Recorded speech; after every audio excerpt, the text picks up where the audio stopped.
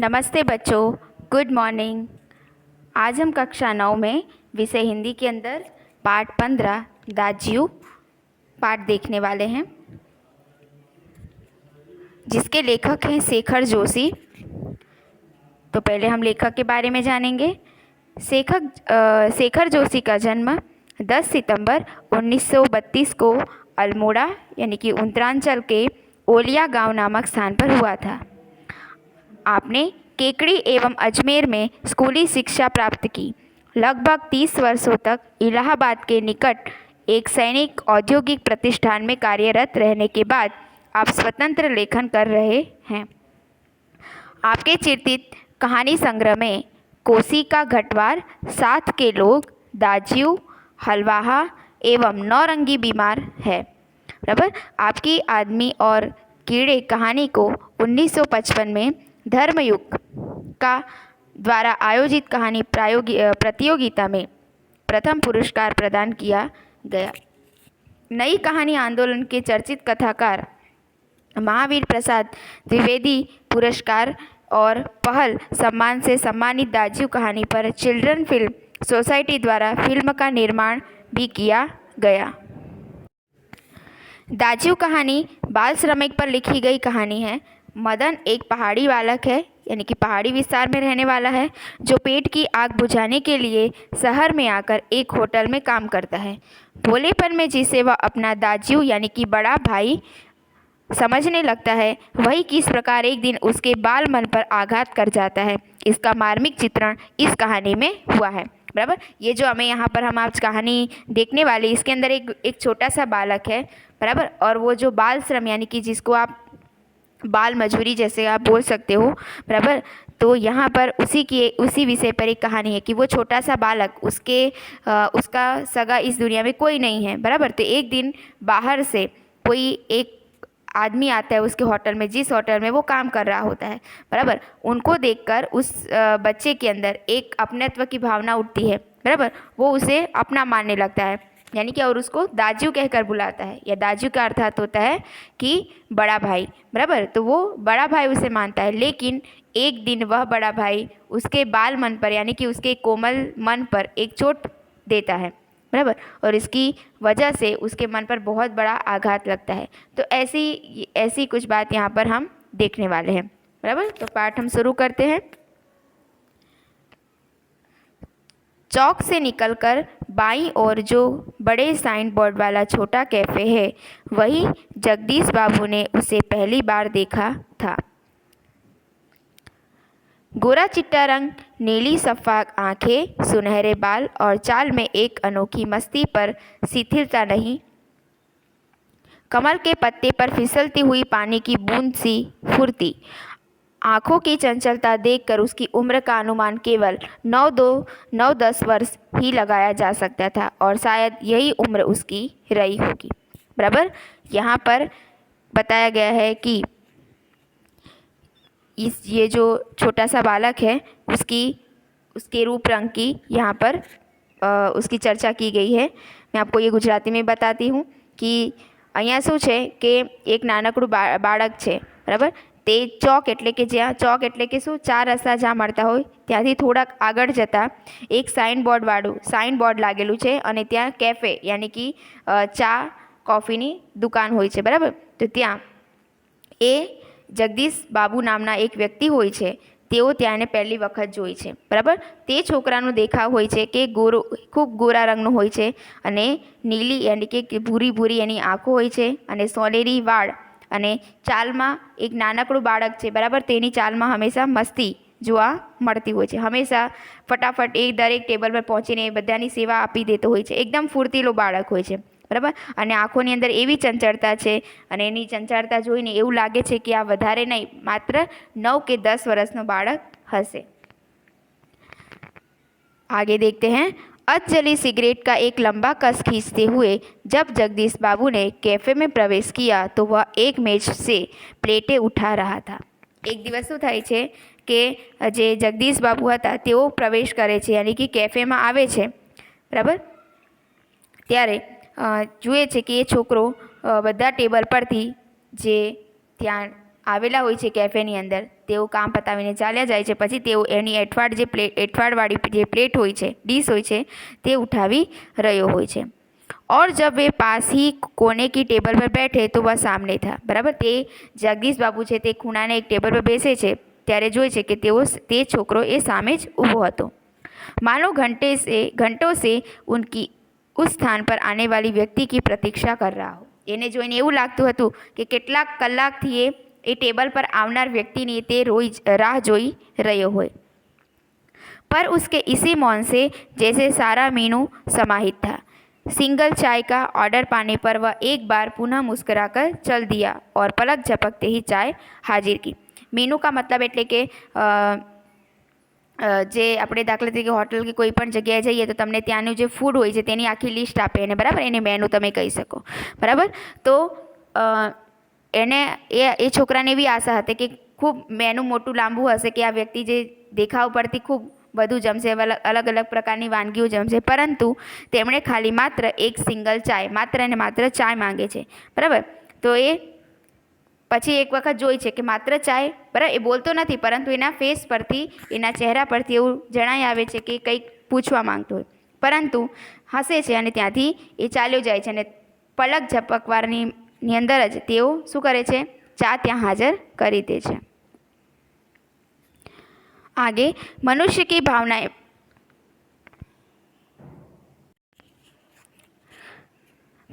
भावनाएं बड़ी विचित्र होती है. निर्जन एकांत स्थान में निसंग होने पर भी कभी कभी आदमी एकाकी अनुभव नहीं करता. એટલે કે શું કહેવા માંગે છે, મનુષ્યના મનુષ્યનું જે મન છે એ ખૂબ વિચિત્ર હોય છે. કોઈક વખત એ પોતે ભલે એકલો હશે, બરાબર, એ પોતે ભલે એકલો હશે, બેસ્યો હશે, એકાંત સ્થાન પર, નિર્જન સ્થાન પર બેસ્યો હશે, તો પણ એને કોઈ દિવસ એકાकीपणું અનુભવ થતું નથી. लगता है एक एकाकीपन में ही भी सब कुछ कितना निकट है, कितना अपना है. બરાબર, તો એવું જ વાતાવરણ એ ત્યાં જે કેફે હોય છે ત્યાં જે જગદીશ બાબુ છે તેવો અનુભવ કરે છે. એ પોતે એકલા જ હોય છે, એ શહેરમાં પોતે એકલા જ આવેલા હોય છે, પરંતુ એ કેફેમાં જઈને એવું લાગે છે કે એ કેફેના બધા લોકો એને ખૂબ દિવસોથી, વર્ષોથી જાણતા હોય. परंतु इसके विपरीत कभी कभी सैकड़ों नर नारियों के बीच जनरवमय वातावरण में भी रहकर सोनेपन की अनुभूति होती है. बराबर, એમ કહે છે કવિ કે કોઈક વખત એવું પણ લાગે છે કે હું ઘણા બધા લોકોની વચ્ચે હોવા છતાં પણ મને એકલાપણાનો અનુભવ થાય છે. બરાબર, એ કહે છે કે કોઈક વખત એવું થાય છે કે હું એકલો હોવા છતાં બી મને ત્યાં ઘણા બધા લોકોનો અહેસાસ થાય છે, પરંતુ કોઈક વખત એવું પણ થાય છે કે ઘણા બધા લોકો મારી સાથે હોય છે, પરંતુ તેવા લોકોની વચ્ચે પણ હું એકલતાનો અનુભવ કરું છું. लगता है कि जो कुछ है वह पराया है, कितना अपनत्वहीन है, पर यह कारण ही नहीं होता, यानी कि यह अकारण ही नहीं होता. इस एकाकीपन की अनुभूति इस अलगाव की जड़ें होती हैं, बिछो या विरक्ति की किसी कथा से मूल में है. बराबर, तो આજે આપણે જે અનુભવો થાય છે એ એમ જ અકારણ, યાની કે કોઈ કારણ વગર હોતું નથી, કોઈને કોઈ કારણ હોય જ છે. जगदीश बाबू दूर देश से आए हैं, अकेले हैं, चौक की चहल पहल, कैफ़े के शोरगुल में उन्हें लगता है कि सब कुछ अपनत्वहीन है. બરાબર, જગદીશ બાબુ જે છે એ ખૂબ દૂર દેશથી આવેલા છે, બરાબર, અને તે શહેરની અંદર એમનું પોતાનું કોઈ નથી. બરાબર, ત્યાં શું છે કે એવું લાગે છે કે ચોકમાં જ્યારે પહોંચે છે ત્યાંની ચહેલ પહેલ, યાની કે ત્યાં એકદમ ખુશનુમા વાતાવરણ હોય છે, શોરગુલ હોય છે, ખૂબ અવાજ થઈ રહ્યો હોય છે. બરાબર, તો અહીંયા એમને એવું લાગે છે કે અહીંયા अपनत्वहीन, यानी कि અહીંયા બધું જાણે એમનું પોતાનું હોય.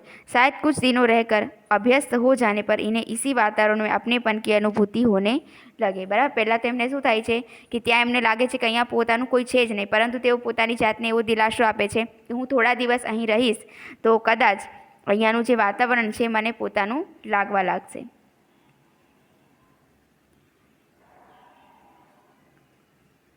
पर आज तो लगता है अपना नहीं अपनेपन की सीमा से दूर, कितना दूर है. और तब उन्हें अनायास ही याद आने लगते हैं अपने गांव पड़ोस के आदमी, स्कूल कॉलेज के छोकरे, अपने निकट शहर के कैफ़े और હોટલ. બરાબર, પરંતુ તેઓ એ શહેરની અંદર નવા વ્યક્તિ હોવાના કારણે તેમને હજી કોઈની સાથે ઓળખાણ થઈ નથી. બરાબર, અને તેઓ એકલા હોવાના કારણે એ જે શહેરમાંથી આવ્યા હતા એમનું વતન એમનું યાદ આવે છે, એમના ગામ અને એમની આસપાસના લોકો બરાબર.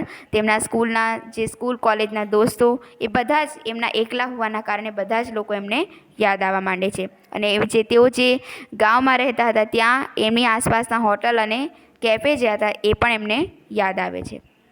બસ તેઓ યાદ કરી રહ્યા હોય છે કે અચાનક શું થાય છે, ચાય સાબ एवं आवाज़ संभळाई छे। जगदीश बाबू ने राखदानी में सिगरेट झाड़ी। उन्हें लगा कि इन शब्दों की ध्वनि में वही कुछ है जिसकी रिक्तता उन्हें अनुभव हो रही है और उन्होंने अपनी शंका का समाधान कर लिया। શું થાય છે કે થોડી જ વારમાં તેઓ પોતાના વિચારોમાં ખોવાયેલા હોય છે ત્યાં જ એક અવાજ આવે છે, ચાય સાબ યાની કે ચાય લો સાહેબ, બરાબર. અને જગદીશ બાબુ અચાનક ચોંકી જાય છે અને પછી શું કરે છે, જે સિગરેટ તેઓ પી રહ્યા હોય છે તે તેની રાખદાનીમાં ત્યાં મૂકે છે અને એમને એ અવાજની અંદર એવું લાગે છે કે જાણે એ અવાજની અંદર પોતાનાનું અપનત્વહીન છે, યાની કે પોતાના જેવી ભાવના એમને ઊભી થાય છે. પછી એ તરફ જોઈ છે, મતલબ કે એમની અવાજમાં એવું લાગે છે કે જાણે એ જે પોતાનાની જે ભાવના હતી એ શબ્દની અંદર એમણે એની રાહ એ ઘણા દિવસોથી જોઈ રહ્યા હોય છે. પછી એ છોકરા તરફ જોઈએ છે અને પૂછે છે, ક્યાં નામ है तुम्हारा? तो सामने जवाब मिलता है मदन। अच्छा मदन, तुम कहाँ के रहने वाले हो? बराबर. તે પૂછે છે કે અચ્છા મદન, તું ક્યાંનો રહેવાવાળો છે? તો કહે છે કે પહાડ કા હું બાપુજી, મતલબ કે પહાડી વિસ્તારનો હું રહેવાવાળો છું. પહાડ તો સેંકડો હે, પહાડ તો સેંકડો યાની કે પહાડ તો ઘણા બધા છે. પછી એ નામ કહે છે કે આબુ, દાર્जिलिंग, मसूरी, शिमला, अल्मोड़ा. तुम गाँव किस पहाड़ में है? तुम्हारा गाँव किस पहाड़ में है? यानी कि घना बदा पहाड़ है यहाँ, तो तारू गाम कया विस्तार में है? इस बार शायद उसे पहाड़ और जिले का भेद मालूम हो गया. बराबर. त्यारे ए छोकरो ने खबर पड़े छे कि पहाड़ अने जिल्लो यानी कि पहाड़ जे नाम है ये अलग है और जिल्लो जे छे ए अलग है. बराबर. ए बंने वस्तु ए बंने शब्दनो अर्थ एने खबर पड़े छे. पछी ए कहे छे कि अल्मोड़ा साहब, अल्मोड़ा यानी कि हूँ अल्मोड़ा विस्तारनो छूँ. अल्मोड़ा में कौन सा गांव है? विशेष जानने की गरज से जगदीश बाबू ने पूछा. बराबर. विशेष एटले कि वधारानी माहिती जाणवा माटे जगदीश बाबू पूछे छे कि अल्मोड़ानी अंदर तारू गाम कयुं छे? इस प्रश्न ने उसे संकोच में डाल दिया. बराबर. જ્યારે પૂછે છે કે અલ્મોડાની અંદર કયું ગામ તારું, तो ये प्रश्न पूछवाती ये संकोचाई जाए छे. शायद अपने गांव की निराली संज्ञा के कारण उसे संकोच हुआ था कि इस कारण टालता हुआ सा बोला, वह तो दूर है साहब, अल्मोड़ा से 15-20 मील होगा. बराबर. ते ए प्रश्ननो जवाब आपवा नहीं मांगतो होवाथी ए शुं करे छे, वातने बदलवानो प्रयत्न करे छे अने कहे छे कि साहेब आ जे मारुं गाम छे अल्मोड़ाथी 15-20 किलोमीटर दूर हशे. फिर भी नाम तो कुछ होगा ही, जगदीश बाबू ने जोर देकर पूछा. पाछो ये प्रश्न पूछे छे कि कंईक तो नाम हशे ने तारा गामनुं? तो कहे छे डोट्यालगो. यह सकुचाता हुआ सा बोला. ये गामनुं नाम कहे छे कि डोट्यालगो. जगदीश बाबू के चेहरे पर पुती हुई एकाकीपन की स्याही दूर हो गई और जब उन्होंने मुस्कुराकर मदन को बताया कि वे भी उसके निकटवर्ती गांव के रहने वाले हैं तो लगा जैसे प्रसन्नता के कारण अभी मदन के हाथ से ट्रे गिर पड़ेगी. बराबर. त्यारे ए छोकराने एवुं थाय छे कि જ્યારે એને ખબર પડે છે કે જગદીશ બાબુ પણ એના જ ગામની પાસે ના આવેલા ગામના નિવાસી છે તો એ ખૂબ ખુશ થઈ જાય છે અને એટલો ખુશ થાય છે કે જાણે એ લાગે છે કે એના હાથમાં જે ચાની જે ટ્રે હતી તે નીચે પડી જશે. उसके मुँह से शब्द निकलना चाह कर भी न निकल सके. बराबर. खोया खोया सा वह अपने अतीत को फिर लौट लौट कर देखने का प्रयत्न कर रहा हो. बराबर. એ શું છે, જ્યારે એને ખબર પડે છે કે જગદીશ બાબુ એમના જ એમની ગામની પાસે આવેલા ગામમાં જ રહે છે, પણ તે ખૂબ ખુશ થઈ જાય છે. બરાબર. એ ખુશીમાં એટલો ખુશ થાય છે કે એના મોઢામાંથી શબ્દો પણ નીકળી શકતા નથી અને ખોયા ખોયા છે યાની કે પોતાના અતીત યાની કે પૂરા ભૂતકાળના દિવસો એ યાદ કરવા માંડે છે. अतीत में गांव, ऊंची पहाड़ियाँ, नदी, माँ, बाबा, दीदी, भूली यानी कि उसकी छोटी बहन, दाजू जो था वो बड़ा भाई. बराबर. ते बधा लोगों ते शू करे छे, याद करवा मांडे छे. मदन को जगदीश बाबू के रूप में किसकी छाया निकट जान पड़ी? तो ईजा नहीं, बाबा नहीं, दीदी, भूली नहीं, दाजू. हाँ दाजू, यानी कि मदन को જ્યારે એ પોતાના જે અતીતના દિવસો યાદ કરે છે બરાબર, તો એને આ જે વ્યક્તિ જગદીશ બાબુ છે તે કોના જેવા લાગે છે? તો એમના જે દાજુ यानी कि એમના જે મોટા ભાઈ હતા એમના જેવા એ લાગે છે। 2-4 ही दिनों में मदन और जगदीश बाबू के बीच की अजनबीपन की खाई दूर हो गई। टेबल पर बैठते ही मदन का स्वर सुनाई देता। बराबर, थोड़ा 2-4 दिवसों रोज जगदीश बाबू તેમના કેફેમાં આવવા માંડ્યા। બરાબર, એટલા માટે જગદીશ બાબુ અને જે મદન નામનો જે છોકરો હતો એ બંને વચ્ચેની જે દૂરી હતી, બરાબર, જે અંજાન અજનબીપન હતું એ દૂર થઈ જાય છે। બરાબર, તો રોજ જેમ આવતા તેમ જ બોલતા દાજુ तो जय हिंद, यानी कि दाजू जय हिंद। दाजू आज तो ठंड बहुत है। त्यारे कहतो कि दाजू आज तो ठंडी खूब छे। दाजू कहतो क्या यहाँ भी यू यानी कि हिम पड़ेगा? यानी એને પૂછતો જગદીશ બાબુને કે दाजू અહીંયા પણ खूब ठंडी છે, તો શું અહીંયા बर्फ़ पड़શે? दाजू आपने तो कल बहुत थोड़ा खाना खाया था, तभी किसी और से बॉय की आवाज़ पड़ती है। यानी कि दाजू કહે છે કે કાલે તો તમે ખૂબ ઓછું જમ્યા હતા અને એટલા જ માં थोड़ी वार अंदर बॉय एम करीने आवाज़ संभळाय छे। आवाज़ पड़ता और मदन उस आवाज़ की प्रतिध्वनि के पहुँचने से पहले ही वहाँ पहुँच जाता। बराबर, बराबर, तो जेम ज एनु नाम बोलवामां आवे ए फटाकनी ए टेबल पर पहुँची जतो। ऑर्डर लेकर फिर जाते जाते जगदीश बाबू से पूछता दाजू कोई चीज़? बराबर, बधा टेबल परथी ए ऑर्डर लेतो अने पछी भले गमे त्यांथी केटली बी वखत जगदीश बाबूना टेबल परथी पसार थतो दर वखते एमने पूछतो तमने हजी कंईक जोईए छे? दर वखते पूछतो। पछी कहेवामां आवतुं पानी लाओ। लाया दाजू। शब्द को उतनी आतुरता और लगन से दूर आता जितनी आतुरता से बहुत दिनों के बाद मिलने पर भी माँ अपने बेटे को चूमती है। यानी कि दरेक शब्द दर वखते एनी अंदर कंईक नवीनता, दर वखते एने ऑर्डर ज्यारे कहेवामां आवतो तो एवी रीते कहेतो के जाणे एक माता पोताना पित्रने भेटीने एने चूमती होय, एटला प्रेमथी एमना शब्दोनो जवाब आपतो हतो। कुछ दिनों बाद जगदीश बाबू का एकाकीपन दूर हो गया। कुछ दिनों बाद जगदीश बाबू का एकाकीपन दूर हो गया। उन्हें अब चौक कैफ़े ही नहीं सारा शहर अपनेपन के रंग में रंगा हुआ सा लगने लगा। परंतु अब उन्हें यह बार बार दाजू कहलाना अच्छा नहीं लगता और यह मदन था कि दूसरी टेबल से ही दाजू। बराबर, कुछ दिनों बाद जगदीश बाबू का एकाकीपन दूर हो जाता है, यानी कि एमने एकलतापन लागतुं नथी। बराबर, उन्हें अब चौक कैफ़े भी नहीं सारा शहर अपनेपन में, यानी कि एमने चौक कैफ़े ज नहीं मात्र परंतु आखुं शहर एमने पोतानुं लागवा मांड्युं। अने पछी एमने शुं थाय छे कि बार बार जे ए मदन जे छोकरो हतो ए दाजू कहीने बोलातो एमने सारूं लागतुं नहीं। बराबर, पर और यह मदन था कि दूसरी टेबल से ही दाजू, यानी कि मदन तो शू दूर ऊभो होय ने तो बी त्यांथी दाजू एम करीने एमने बोलावतो। पछी एक दिवस शुं थाय छे, मदन इधर आओ। मदन ने बुलावे छे। आया दाजू, मदन कहे छे। दाजू शब्द की आवृत्ति पर जगदीश बाबू के मध्यम वर्गीय संस्कार जाग उठे। अपनत्व की पतली डोरी अहं की तेज धार के आगे न टिक सकी। बराबर, शू कहे छे कि ज्यारे दाजू कहेतो ने त्यारे एमने एवुं लागे कि हूँ मध्यम वर्गथी छूं। बराबर, एवुं एमने लागतुं। बराबर, तो शुं थाय छे, एमनो एवुं लागे कि मारुं अपमान थतुं होय एवुं एमने अहंकार थाय छे। बराबर, अने कहे छे कि दाजू चाय लावुं। मदन त्यां आवीने पूछे छे, कहे छे कि दाजू चाय लावुं, तो ये कहे छे चाय नहीं, लेकिन ये दाजू दाजू क्या चिल्लाते रहते हो दिन रात? किसी की प्रेस्टीज का ख्याल भी नहीं है तुम्हें?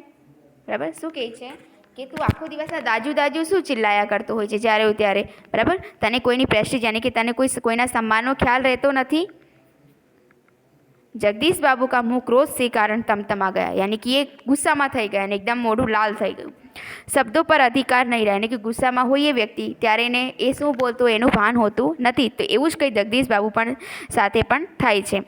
मदन प्रेस्टीज का अर्थ समझ सकेगा या नहीं यह भी उन्हें ध्यान नहीं रहा, यानी कि वो गुस्सा में एटला विभोर थई गया होय छे कि प्रेस्टीज जे शब्द ए बोले छे ते मदन ने समझ पड़शे बी के नहीं एनुं पण एने ध्यान रहतुं नथी। मदन बिना समझाए ही सब कुछ समझ गया। बराबर, मदन ने कई समझ पड़ी नहीं, परंतु एमना जे हाव भाव हता एना परथी जे बधी वस्तु समझी जाय छे। जगदीश बाबू का मुंह क्रोध से कारण तमतमा गया। शब्दों पर अधिकार नहीं रहा। मदन प्रेस्टीज का अर्थ समझ सकेगा या नहीं यह भी उन्हें ध्यान नहीं रहा, पर मदन बिना समझाए ही सब कुछ समझ गया था। मदन को जगदीश बाबू के व्यवहार से गहरी चोट लगी। मैनेजर से सिर दर्द का बहाना कर वह घुटनों में सर दे कोठरी में सिसकियां भर भर रोता रहा। શું કરે છે? મદનને ખૂબ આઘાત થાય છે કે જેણે પોતાના જીવનની અંદર જે વ્યક્તિને આટલો પોતાનો માન્યો હતો તે આવો વ્યવહાર કરશે એની સાથે, બરાબર? તે ખૂબ દુઃખી થઈ જાય છે અને પોતાના જે મેનેજર હોય છે એની પાસે કહે છે કે મને ખૂબ માથું દુખી રહ્યું છે એવું બહાનું કરીને એ પોતે એક કોઠરી એટલે કે રૂમમાં જઈને ત્યાં સિસકી ભરીને રડવા માંડે છે। घर गांव से दूर ऐसी परिस्थिति में मदन का जगदीश बाबू के प्रति आत्मीयता प्रदर्शन स्वाभाविक ही था। बराबर, એ પોતાના ગામ અને પોતાના લોકોથી ખૂબ દૂર હતો। બરાબર, એટલા માટે એ જગદીશ બાબુ પ્રત્યે પોતાનો માનવા માંડેલો હતો। बराबर, અને खूब स्वाभाविक હતું। किसी कारण आज प्रवासी जीवन में पहली बार उसे ऐसा लगा कि जैसे किसी ने उसे ईजा की गोदी से, बाबा की बाहों के और दीदी के आंचल की छाया से बलपूर्वक खींच लिया हो। बराबर, એ પ્રેમ ભરેલું જે પ્રેમથી દૂર થયો છે એને એવું લાગે છે કે પોતાની માના ઈજા યાની કે માં યાની કે પોતાની માતાના ખોળામાંથી અને પોતાના બાબા યાની કે પોતાના પિતાના બાહોમાંથી એને કોઈ ખેંચી લીધું અને પોતાની દીદીના આંચળ યાની કે જે આંચળ યાની કે એમના પ્રેમ ભરેલા જે આંચળની જે છાવ હોય છે એનાથી કોઈ એને બલપૂર્વક ખેંચી લીધું હોય એવી એમની એ મદનને એવી ભાવના ઉત્પન્ન થાય છે। પરંતુ ભાવુકતા સ્થાयी नहीं हो तो रो लेने पर अंतर की गुमड़ती वेदना की आंखों की राह बाहर निकाल लेने पर मनुष्य जो भी निश्चय करता है वे भावुक क्षणों की अपेक्षा अधिक विवेकपूर्ण होता है। बराबर, એ શું કરે છે? મતલબ એમ કહેવામાં આવે છે કે જે આપણું દુઃખ હોય છે તે રડી લેવાથી આપણું મન શાંત થઈ જાય છે। બરાબર, તો મદન પણ એવું જ કંઈક કરે છે। મદન પૂર્વવત કામ કરને લગા। બરાબર, પછી એની જે રડવાથી એની પીડા थोड़ी दूर થાય છે એટલા માટે પાછું એ કામ પર લાગી જાય છે। दूसरे दिन कैफ़े जाते हुए अचानक ही जगदीश बाबू की भेंट बचपन से के सहपाठी हेमंत से हो गई। बराबर, बीजो दिवस થાય છે તો અચાનક જગદીશ બાબુ કેફે જતા હોય છે ત્યાં જ એમના બચપનના કોઈ મિત્ર હશે, હેમંત નામ હોય છે જેનું, તેની સાથે થાય છે। कैफ़े में पहुंचकर जगदीश बाबू ने इशारे से मदन को बुलाया, परंतु उन्हें लगा कि जैसे वह उनसे दूर रहने का प्रयत्न कर रहा हो।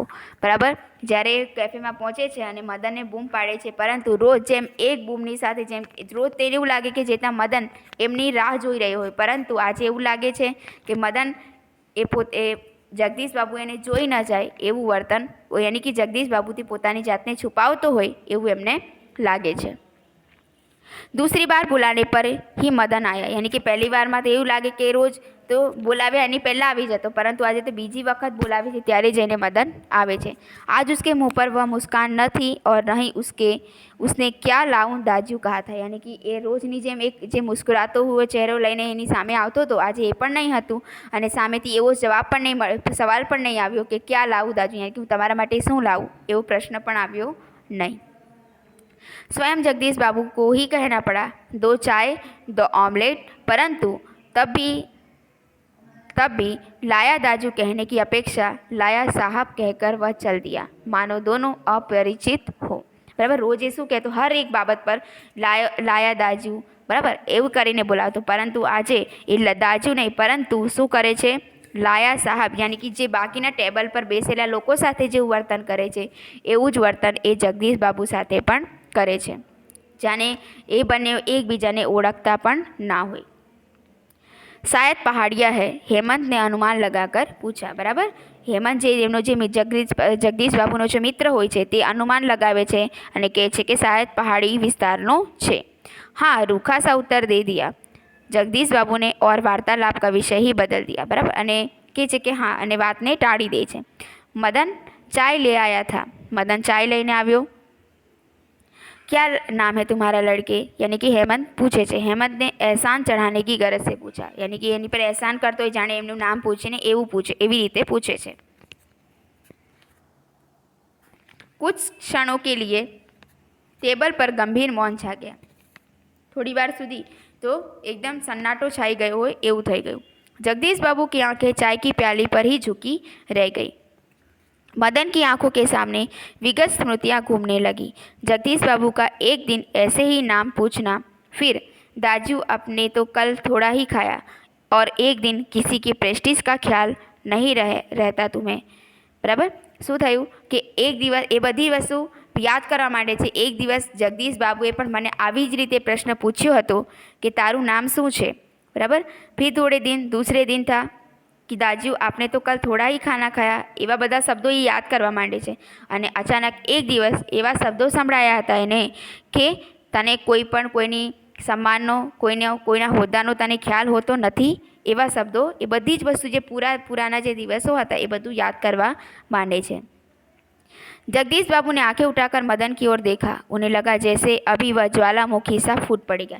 एक वक्त एणे मदनना चेहरा तरफ जोयुं तो एने जोईने एवुं लाग्युं कि जे ज्वालामुखी एक फाटी निकळे छे एवी ज रीते मदन पण हमणां गुस्सामां ए ज्वालामुखीनी जेम एनो गुस्सो प्रगट करशे। हेमंत ने आग्रह के स्वर में दोहराया, क्या नाम है तुम्हारा? पछी हेमंत फरी से पूछे छे तो ए कहे छे कि बॉय कहते हैं मुझे साहब, यानी कि मने बॉय कहेवामां आवे छे। संक्षिप्त सा उत्तर देकर वह मुड़ गया। आवेश में उसका चेहरा लाल होकर और भी अधिक सुंदर हो गया था। बराबर। अने ए त्यांथी एनी बधी आशाओ तूटी जाय छे अने पछी ए खाली एटलुं कहे छे कि मने बॉय कहे छे बधा लोको अने एटलुं जवाब आपीने त्यांथी ए चाल्यो जाय छे। बराबर। तो जे आ पाठ छे तमारो 15 दाज्यू ते अहीं समाप्त थाय छे। अहीं शब्दार्थ छे सकाफ यानी कि उजली। बराबर। सकाफ यानी कि उजड़ी यानी खूब तेजस्वी। मेनू यानी कि व्यंजन अने सूची। बराबर। मेनू एटले के मेनू तमे कही सको कि जेनी अंदर तमने आखुं लिस्ट आपेलुं होय के आ जे कैफे के टेबल छे त्यां कया कया व्यंजननी व्यवस्था छे एना बधा लिस्ट आपेला होय छे। निसंग एटले के एकलो अकेला। जनसदमय यानी कि शोरगुलयुक्त। जनसदमय यानी कि त्या खूब अवाज थई रह्यो होय एवुं स्फूर्तिभर्युं वातावरण। हिम एटले के बर्फ। यू यानी कि भी बर्फ। अहंग यानी कि घमंड। प्रेस्टीज एटले के इज्जत सम्मान अने वेदना एटले के पीड़ा। बराबर।